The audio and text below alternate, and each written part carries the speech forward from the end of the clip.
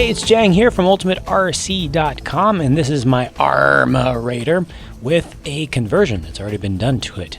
I have converted it to brushless power. You can see the full system is in there. And I'm also running inside of here, you can't see it right now, but I'm running a full-on hard case LiPo pack, which you can't do in stock form. So what I'm going to do right now is actually rewind time just a little bit, take us back, and actually show you how this was done and what needs to be done. So here we go, back to the original, back to stock form. First, I want to actually go a little bit deeper into the problem itself. When I did my original review, there were a lot of commenters back to back that said, Jang, just take the battery plug it into the ESC, and then stuff the wires and the connectors through the hole up in here, and then everything will work just fine. You'll be able to fit the battery into the tray, you idiot. Well, here's the problem. Take off the body, which is actually a lot harder than it looks. It's very inconvenient. Here's the space that we're dealing with, having to stuff things into up here. It's just enough space for this original Tamiya connector and maybe a Dean's or two Dean's, but not enough space to actually bunch up the wires. You can see that height that you can see from the side, that's actually all the space you have. You cannot move this forward. There's no space forward because the body actually goes down, it has this rake down, goes right down to the floor of the chassis. And there's just no space underneath that lowest spot. And then there's no space in front of it either because the top of the chassis actually angles up again. Here's another option that's been suggested multiple times, is you use one of these styles of batteries that has the terminals from the top that you can remove. You just plug it in this way with the terminals facing towards the top. Then there's space. There are actually holes here that are already there. You can just plug in the terminals from the top, and there you go. Again, the problem is having to stuff everything into that tiny little space, contortion style. It's not going to be good for the wires, and actually it's just not physically possible when you have the body on. You have to cut the body off because there's just not enough space. If you were to cut it off, then the wires would just fling all over the place. It's just, get in there. It's just a pain, and it's just not going to happen. It's not just my imagination. Now here's what I did. This is with the modification already complete. All I did was just cut off this one little cross member, this one little piece of plastic. Just use a rotary tool to cut it off. You can see that there is one diagonal piece over here on the side. There used to be one right here, and that's what I actually just took out. And that allows this style of battery with the built-in wires that come directly out of the battery itself to fit right in there. And then moving forward to the brushless conversion, I already started working on that part. Here's where the ESC is going to fit.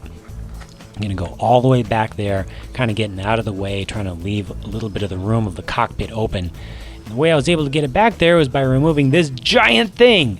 You see, this little tiny receiver fit in that huge receiver box, and nothing else fits in there. That's it. It's just this huge box for this tiny little thing. There's enough space to literally put 6 of these in there. It's crazy. Of course, I've now lost my waterproofing of my receiver by taking it out of this big box, but my ESC isn't waterproof either.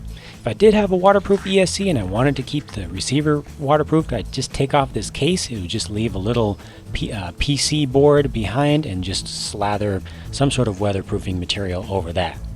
So this is what my layout is going to look like. ESC in the back, small receiver towards its front, down there nice and low, all because of this thing being taken out of the picture. Now there's plenty of room, there's extra space towards the front. I've got room to bend and move my wires and connect them with my fingers. The motor wires are just going through one of these spaces in the rear shock tower assembly. It's just going through the back. You can see I'm using my Easy Run motor. It's a mild brushless system, but it's been my most used and most reliable brushless motor. And then I also put on some new wheels and tires. Just these are 10-year-old tires, but it's just something to have a little less aggressive tread, so I can have a little bit better chance of having some traction rather than these, since I've got more power that's going to be going to the ground now. And that's how it's going to look with the roll cage reinstalled. You can see it leaves a lot more room open in the cockpit area. Just aesthetically makes it look a little bit more like a realistic buggy by not having the ESC sticking out the front window. I had to put in a new antenna mount. This is an associated piece. It comes with a tube and a mount. I'll probably end up actually moving that down lower just so it doesn't have as much of a dangerous leverage point there if I go through any flips.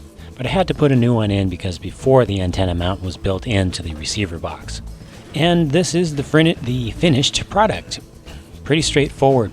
Had to take out a large thing which allowed me to move things around, put in the new ESC, and now I've got plenty of space to bend my wires back for the battery. And you can see I can access the connectors. I could actually, I think, take away a little bit from the body towards the front of the cockpit area, but it would kind of be pros and cons on that because it wouldn't hold the wires as securely.